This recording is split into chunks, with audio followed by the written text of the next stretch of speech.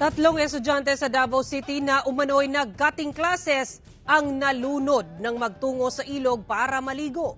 Tutukan sa report ni Kent Abrigana ng GMA Regional TV 1 Mindanao. Ano mga sapatos, oh. Tigabuhangin doon yung mga bataan, oh.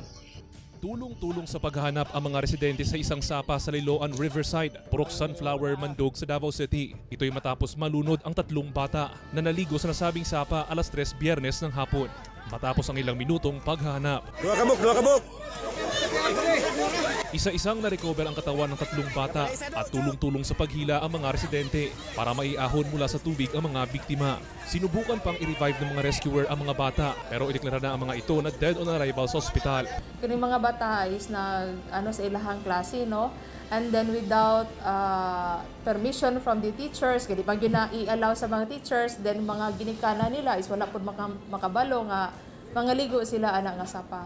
Nagpapatuloy pa ang investigasyon ng kapulisan at aalamin kung may pananagutan ba ang paaralan sa pagkalunod ng tatlong bata. Hindi pa naglabas sa ngayon ng pahayag ang eskwelahan ukol sa insidente. Untar, wala na yung aning mahitabo sa mga estudyante.